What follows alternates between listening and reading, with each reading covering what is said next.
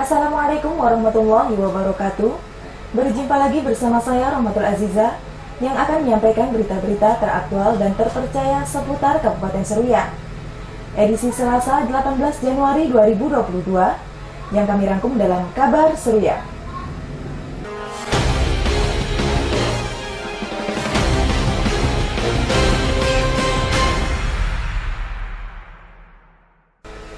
Wakil Ketua 1 Dewan Perwakilan Rakyat Daerah Kabupaten Seruyan meminta birokrasi pemerintahan saat ini harus dilakukan perbaikan, sehingga tidak banyak perubahan yang dilakukan. Jalannya roda pemerintahan di suatu daerah tergantung peran dari seorang kepala daerah. Apabila birokrasi berjalan baik, maka sektor pemerintahan dapat berjalan lancar. Wakil Ketua 1 Dewan Perwakilan Rakyat Daerah Kabupaten Seruyan, Bambang Yantoko mengatakan, sektor pemerintahan di daerah ini secara umum belum begitu maksimal. Di antaranya saat melakukan rapat antara eksekutif dan legislatif, kepala dinas sudah berganti, sehingga saat berkomunikasi menjadi tidak terarah dan membuat pihaknya kebingungan, karena harus mengulang pembahasan dari awal. Menurutnya, memindah setiap ASN maupun kepala dinas memang menjadi hak prerogatif bupati atau kepala daerah. Namun apabila pemindahannya terlalu cepat, kinerja yang bersangkutan tidak dapat maksimal. Tentunya hal tersebut harus menjadi evaluasi agar pemerintahan berjalan stabil. Birokrasinya ini harus betul-betul diperbaiki lah. Bagaimana kalau selama ini saya lihat ini, kami di DPR sangat kebingungan sekali karena tiap kami adakan rapat antara eksekutif dengan legislatif ini selalu berbaru, ya saya bingung. Kepala dinasnya sudah beberapa minggu, berapa bulan sudah berganti. Iya. Nah, Camat Suryan Hilir 4 bulan sudah ganti. Ini sekarang saya kemarin menanyakan sampai di mana sekarang? Ternyata di Satpol PP. Jadi kita banyak yang terlalu cepat itu perputaran itu. Jadi belum kerja maksimal, sudah ibaratkan masih penyesuaian sudah dipindah. Politisi Partai Golongan Karya tersebut menambahkan, sebelum melakukan pemindahan tugas, kinerja yang bersangkutan harus diperhitungkan, agar saat menduduki jabatan yang baru dapat menjalankan dengan baik dan sesuai dengan amanah. Tim Liputan Seruyan TV. Kalangan Dewan menghimbau sekaligus mengingatkan agar pihak satuan pendidikan yang melaksanakan pembelajaran tatap muka selalu menerapkan protokol kesehatan. Pandemi COVID-19 di Kabupaten Seruyan belum sepenuhnya berakhir, terlebih adanya varian baru Omikron, di mana pada beberapa kota di Indonesia virus jenis tersebut mulai menyebar bahkan sampai di tingkat sekolah, sehingga menyebabkan sekolah tersebut libur dan kembali menerapkan daring. Ketua Dewan Perwakilan Rakyat Daerah Kabupaten Seruyan, Zuli Eko Prasetyo mengatakan, instansi terkait agar dapat memperhatikan protokol kesehatan di masing-masing sekolah, agar kasus yang terjadi di beberapa kota tersebut tidak terjadi di daerah ini. Tentunya hal tersebut harus dijadikan pembelajaran dan terus melakukan pemantauan setiap siswa, terutama di jam istirahat.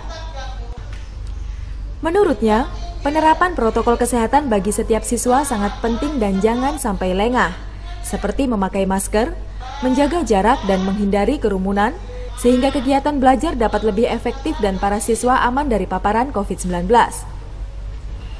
Selain itu, pihaknya juga mengucapkan terima kasih kepada Dinas Kesehatan dan instansi lainnya yang gencar melakukan vaksinasi, terutama terhadap anak sekolah atau siswa yang cukup rentan terpapar COVID-19.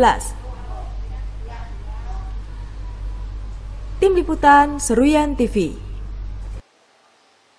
Bertempat di Aula Kantor Bupati, pemerintah daerah Kabupaten Seruyan secara daring mengikuti kegiatan kick-off penandatanganan pengadaan barang dan jasa tahun 2022.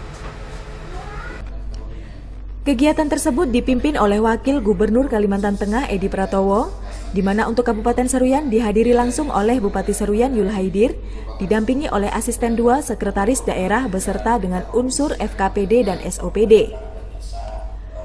Wakil Gubernur Kalimantan Tengah, Edi Pratowo mengatakan, ada 3 aspek penting yang menjadi sasaran kegiatan kick-off penandatanganan kontrak secara kolektif, dalam rangka menindaklanjuti instruksi Presiden Republik Indonesia tentang percepatan pengadaan barang dan jasa, pengembangan kegiatan sektoril dan sektor ekonomi unggulan, serta percepatan pembangunan daerah untuk meningkatkan kesejahteraan masyarakat. Wagub menambahkan, untuk Kabupaten Seruyan melaksanakan penandatanganan sebanyak 12 paket dengan nilai kontrak sebesar 1,4 miliar, yang secara simbolis dilakukan oleh Dinas Pendidikan dan RSUD Kuala Pembuang. Diharapkan pemerintah daerah dapat memanfaatkan sebaik mungkin barang dan jasa yang telah dianggarkan. Perekonomian dan kesejahteraan masyarakat di Kabupaten Seruyan khususnya dapat lebih meningkat. Tim Liputan Seruyan TV.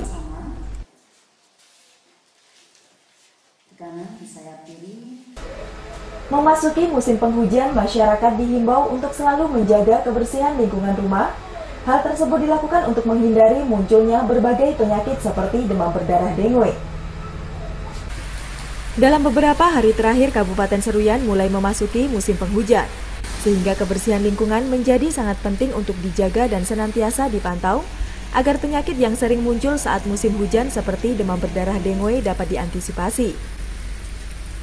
Ketua Dewan Perwakilan Rakyat Daerah Kabupaten Seruyan, Zuli Eko Prasetyo mengatakan, masyarakat harus membiasakan pola hidup bersih dan sehat, seperti membersihkan sampah yang berada di pekarangan rumah dan air yang tergenang, agar sumber penyakit tidak bermunculan seperti DBD dan penyakit berbahaya lainnya. Menurutnya, kesadaran masyarakat untuk menjaga kebersihan lingkungan harus ditingkatkan. Hal tersebut bertujuan untuk menghindari penyebaran penyakit dan kesehatan masyarakat dapat terjamin. Dengan kesadaran yang tinggi, bukan hal mustahil penyakit DBD dapat diantisipasi secara dini.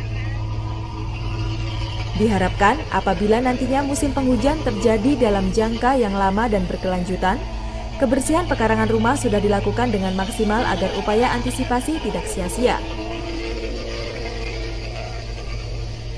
Tim Liputan Seruyan TV.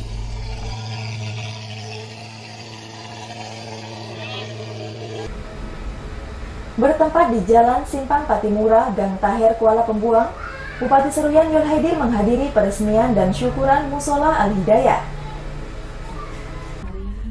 Pembangunan Musola Al-Hidayah digagas oleh Albidi Nur yang juga merupakan Kepala SOPD di lingkup pemerintahan Kabupaten Seruyan, di mana pembangunan musola tersebut dilakukan secara bertahap mulai dari pondasi, kerangka dan sampai akhirnya dapat digunakan oleh masyarakat sekitar. Bupati Seruyan Yul Haidir mengatakan, pihaknya sangat mendukung pembangunan Musola Al-Hidayah yang telah dilakukan. Dengan adanya musola tersebut tentu dapat membantu masyarakat sekitar yang ingin beribadah, sehingga tidak perlu lagi pergi ke tempat ibadah yang jaraknya jauh dari tempat tinggal. Sekaligus bangga terhadap Albidi Nur yang telah mengeluarkan dana pribadi untuk pembangunan musola. Menurutnya, baru pertama kali melihat seorang ASN dengan murah hati membangunkan musola bagi masyarakat. Dan ke depan apabila ada anggaran, jalan menuju musola akan diperbaiki secara bertahap untuk memudahkan akses masyarakat yang ingin melaksanakan ibadah ke musola tersebut. Saya bangga ya dengan Pak Albidi. Beliau ini bisa membangun musola sebesar ini dengan bertatih-tatih dengan berbagai upaya, ini luar biasa. Saya kira tadi awalnya ini dana Pemda, ternyata beliau dan keluarga mengumumkan ini suatu yang luar biasa ya. Jarang-jarang saya belum pernah dengar. Dari dulu ya saya dari DPR, wakil bupati baru kali ini PNS punya musola sendiri, dibangun sendiri baru kali ini.